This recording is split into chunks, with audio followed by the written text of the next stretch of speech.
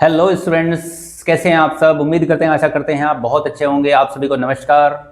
अपने comment section में जाके आप भी नमस्कार लिख सकते हैं।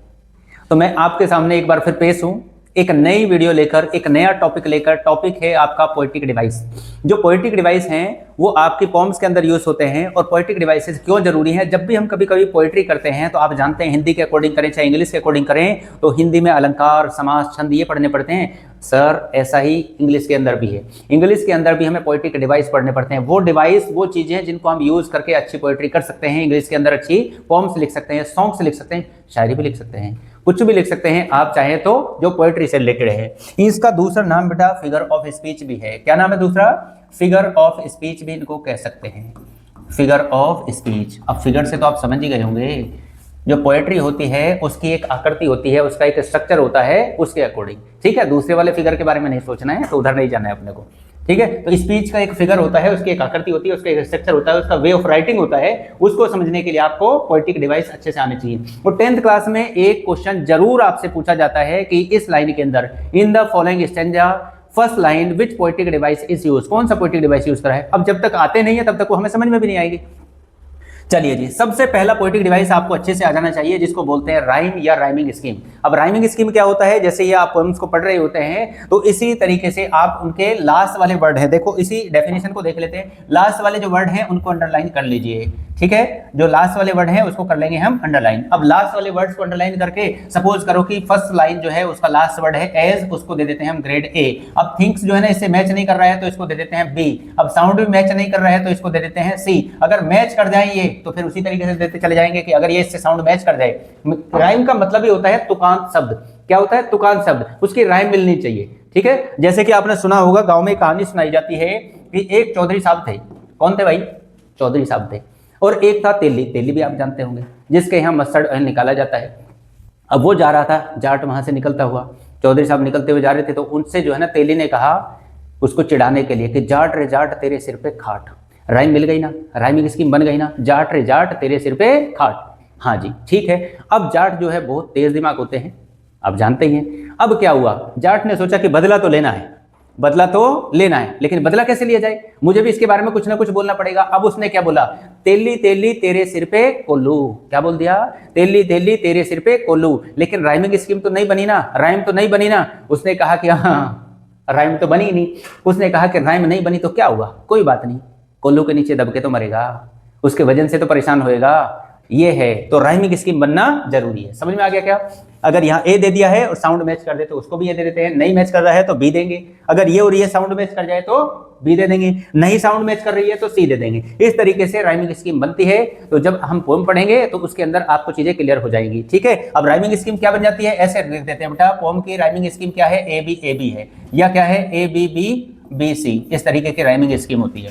इन वर्ड्स को इस तरीके से लिख लेते हैं। I hope you understand this thing. Rhyming scheme को समझ गए होंगे आप अच्छे से। चलो जी, उससे आगे की बात करते हैं। आगे की क्या बात है? सिमिली। सिमिली की डेफिनेशन क्या होती है? सिमिली के अंदर बेटा दो चीजों का कंपैरिजन होता है और लाइक और एज वर्ड का यूज हो रहा होता है। क्या होता है जी? लाइक और एज वर्ड का यूज होगा और दो चीजों का हो जाएगा कंपैरिजन।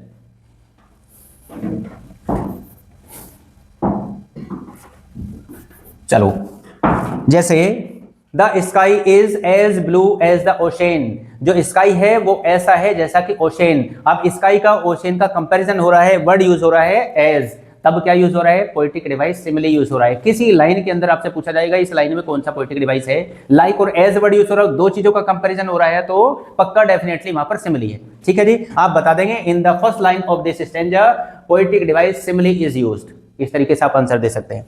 चलो जी, उसके बाद सिमिली के बाद होता है बेटा हाइपरबोले। हाइपरबोले का मतलब क्या होता है? किसी बात को बहुत ज्यादा बढ़ा चढ़ा कर कहना। क्या है? When the poet excessively describe the thing, किसी चीज को वो एक्सेसिवली जो है ना थिंग को डिस्क्राइब कर देता है। जैसे this book weighs a ton to me, इस बुक का वजन मेरे लिए 1 टन के बराबर है। तो ये तो बहुत ही ज्यादा बड़ी बात हो गई। किसी बुक का वजन 1 टन तो कभी हो ही नहीं सकता है। तो हाइपरबोले, इसी से समझ में आ रहा है बात को बढ़ा चढ़ा कर कहना। एक पोएम है आपके जो 10th क्लास का सिलेबस है, a tale of custard the dragon, उसके अंदर हाइपरबोले यूज हुआ है। ठीक है, जो वो गर्ल है वो बार बार उसके लिए वर्ड यूज हुआ है कि वो इतने जोर से हंसती है कि व्हाइट हाउस जो है उसी को हिला देती है। तो एक्सेसिवली यूज हो गया हाइपरबोले, पोएटिक डिवाइस यूज हो गया।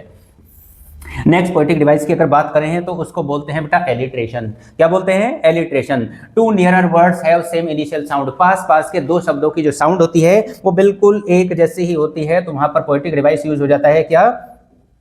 एलिट्रेशन, है ना। जैसे कि बात करते हैं, आपने गाना सुना होगा कोका कोला, तो है ना, तो कोका कोला के अंदर जो इनिशियल साउंड है, दो पास पास के शब्दों की साउंड है वो सेम यूज हो रही है, तो वहां पर पोएटिक डिवाइस हो गया एलिट्रेशन।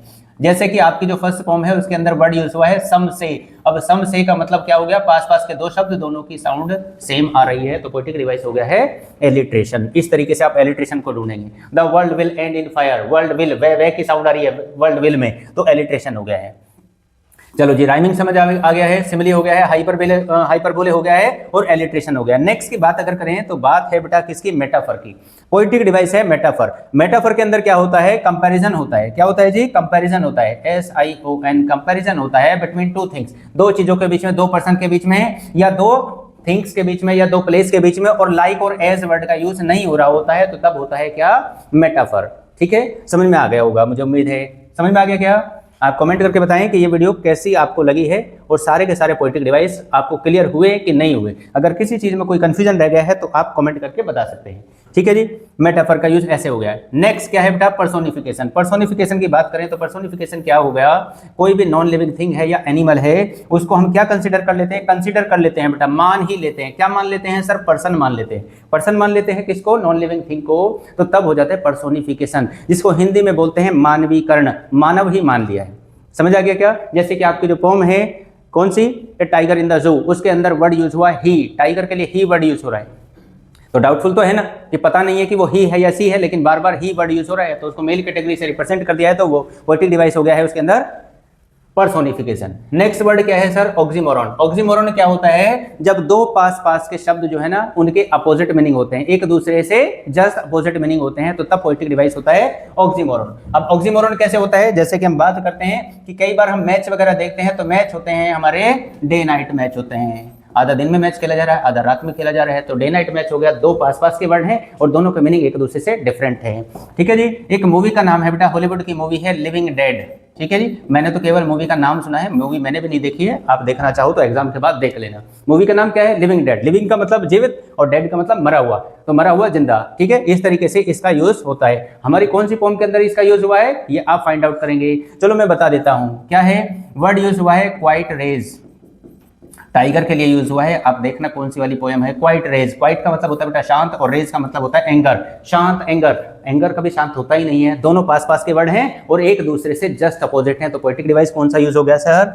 ऑक्सीमोरॉन यूज हो गया है। तो आपको समझ में आ गया होगा ऑक्सीमोरॉन, मेटाफर, पर्सोनिफिकेशन। इससे आगे की अगर मैं बात करूं तो ओनोमेटोपिया होता है। ओनोमेटोपिया का मतलब होता है बेटा कि साउंड रिप्रेजेंटिंग वर्ड, ऐसे वर्ड जो साउंड को रिप्रेजेंट करने के लिए यूज कर रहे जा रहे हैं, तो वहां पर होता है पोएटिक डिवाइस ओनोमेटोपिया। ओनोमेटोपिया का मतलब समझ गए ना? Sound representing word. जैसे कि tale of custard the dragon के अंदर वर्ड यूज हुआ है क्लैंक, स्क्वैरम, जैगलिंग, ये वर्ड साउंड को रिप्रेजेंट करने वाले हैं ना। डंगिल के अंदर साउंड आती है, उसमें बताया गया है कि जब किसी तहखाने के अंदर बनी हुई जेल का दरवाजा बंद होता है तो क्लैंक की साउंड आती है, लोहे से लोहा टकरा रहा है तो क्लैंक की साउंड आ रही है। अब क्लैंक की साउंड आ रही है तो साउंड को रिप्रेजेंट करने के लिए वर्ड यूज हुआ है क्लैंक, तो क्लैंक किसके लिए यूज हुआ है? ओनोमेटोपिया के लिए यूज हुआ है। इस तरीके से इस वर्ड का यूज करते हैं। नेक्स्ट बात करते हैं बेटा एसोनेंस। अब ये जो पोएटिक डिवाइस है एसोनेंस और कॉन्सोनेंस, ये बहुत बार यूज होता है और इससे रिलेटेड कंफ्यूजन भी बहुत सारे रह जाते हैं, तो उसको क्लियर कर लेते हैं। देखो एसोनेंस क्या है? जब वोवेल की साउंड किसी एक लाइन के अंदर बार बार रिपीट हो। बेटा मेन चीज है साउंड। ये जो पोएटिक डिवाइस होते हैं दो पार्ट में डिवाइस यूज होते हैं, दो तरीके के होते हैं, दो काइंड के होते हैं। There are two kinds of poetic device, एक साउंड को रिप्रेजेंट करने वाले और एक क्वांटिफायर्स की तरह काम करने वाले, क्वालिटी बताते हैं, क्वांटिटी बताते हैं, उस तरीके के। ठीक है, तो उस तरीके से आप उसको समझ लेंगे। एसोनेंस का मतलब क्या है? वोवेल की साउंड को रिप्रेजेंट करने वाले। अब वोवेल की साउंड को रिप्रेजेंट कर रहा है, मतलब वोवेल की साउंड आ रही है 2 3 4 वर्ड के अंदर, तो वहां पर पोएटिक डिवाइस है एसोनेंस। और वो भी आनी कहां चाहिए? बीच में और एंड में।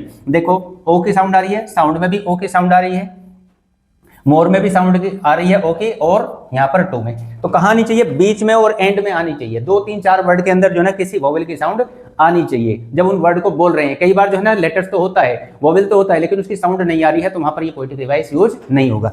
नेक्स्ट थिंग क्या है बेटा? अगर शुरू में आ जाएगी तो फिर वो एलिट्रेशन हो जाएगा। शुरू में नहीं देखना है, वर्ड्स के बीच में और वर्ड्स के एंड में आनी चाहिए।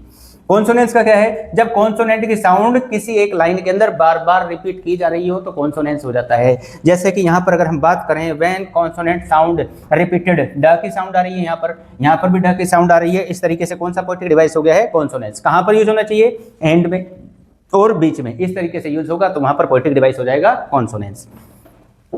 हाँ तो बेटा आप मुझे बताएंगे भी तो कमेंट में जाके कि किस तरीके से आपको ये वीडियो लग रही है, चीज़ें क्लियर हो रही हैं या नहीं हो रही हैं, उसके बारे में भी आपको डिस्कस करना है, हमें कमेंट में बताना है, ठीक है। और नेक्स्ट वीडियो आप किस टॉपिक से रिलेटेड चाहते हैं वो भी आपको कमेंट में बताना है कि सर ये वाली वीडियो और बनाकर डाल दीजिए, तो वो वीडियो भी आपके पास तक पहुंच जाएगी इसी चैनल के ऊपर, ठीक है जी। नेक्स्ट क्या है सर, पोएटिक डिवाइस है फ्री वर्ड्स। फ्री वर्ड्स क्या होता है बेटा, राइमिंग के बारे में पढ़ाना भी। अब राइमिंग के अंदर जो है ना हम देख रहे थे तुकांत शब्द मिल रहे थे, ऐसी पोम जिसके अंदर तुकांत शब्द मिल ही नहीं रहे हैं। हमने 6 लाइनें पढ़ ली, हमने 8 लाइनें पढ़ ली हैं, पोएटिक डिवाइस राइम ढूंढने की कोशिश कर रहे हैं, राइम है ही नहीं। फर्स्ट वाले को ए दे दिया, दूसरे वाली लाइन को बी दे दिया, फिर तीसरी वाली लाइन में सी दे दिया, डी दे दिया, ई दे दिया, हम यहाँ तक पहुंच गए ना, 4 से 5 लाइनें पढ़ ली ना, बस। अब पोएटिक के अंदर राइमिंग स्कीम नहीं मिल रही है, जिसके अंदर राइमिंग स्कीम नहीं होती है पोएटिक डिवाइस होता है राइम, सॉरी फ्री वर्ड्स, ठीक है। जिसके अंदर राइमिंग स्कीम नहीं मिलेगी वो पोएटिक डिवाइस हो जाएगा फ्री वर्ड्स, ठीक है। ये भी क्लियर हो गया है। नेक्स्ट क्या है बेटा, एनाफोरा। एनाफोरा पोएटिक डिवाइस होता है when 2 lines starts with the same word और फ्रेज। सेम वर्ड से या सेम फ्रेज से कभी कोई 2 लाइनें शुरू हो रही हो तो वहां पर पोएटिक डिवाइस हो जाएगा एनाफोरा, ठीक है। आपकी फर्स्ट या सेकंड पोम है, सम से दोनों लाइनों के अंदर पहले जो वर्ड है सम से है, तो ऊपर नीचे की तरफ देखना है, दोनों लाइनें सेम वर्ड से शुरू हो रही है, पोएटिक डिवाइस कौन सा हो गया है, पोएटिक डिवाइस हो गया है एनाफोरा।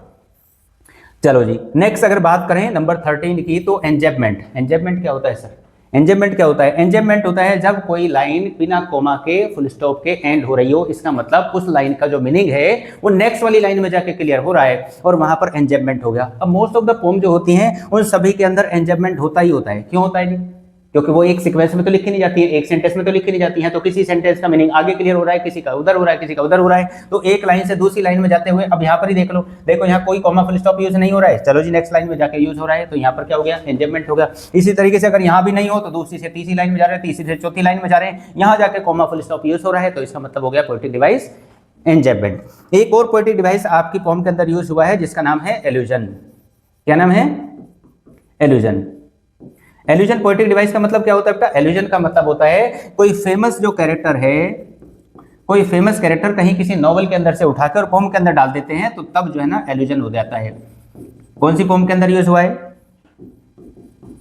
यूज इन पोम, किसी नॉवल वगैरह के अंदर से उठा के, किसी फिल्म वगैरह के अंदर से उठा के किसी फेमस कैरेक्टर को पोम के अंदर यूज कर दिया है, तो वहां पर पोएटिक डिवाइस हो जाता है क्या, एल्यूजन। कहां पर यूज हुआ है, आपकी पोम के अंदर वर्ड यूज हुआ है बेटा पर्सिवल, PERCIVAL, पर्सिवल यूज हुआ है। कौन सी पोम के अंदर यूज हुआ है, tale of custard the dragon के अंदर यूज हुआ है। पर्सिवल विलियम शेक्सपियर के एक नॉवल के अंदर है, और वो विलियम शेक्सपियर के नॉवल के अंदर एक फेमस कैरेक्टर है, और वो सेना का सेनापति है, लेकिन एक नंबर का डरपोक है। जैसे कि आपने बाहुबली मूवी देखी होगी, उसके अंदर कुमार वर्मा है, पहले तो बहुत लंबी लंबी फेंकता है, लेकिन जब युद्ध की बात आती है तो किधर जाकर छुप जाता है। तो ऐसे ही पर्सिवल है, पर्सिवल बहुत लंबी लंबी बातें फेंकता है, लेकिन जब युद्ध की बात आती है तो ये एकदम डर जाता है। तो इसलिए जो है ना, जो कस्टर्ड है उसको पर्सिवल पर्सिवल कहकर पुकार रहे थे। वो क्यों पुकार रहे थे, क्योंकि ये भी एक नंबर का डरपोक है, ठीक है।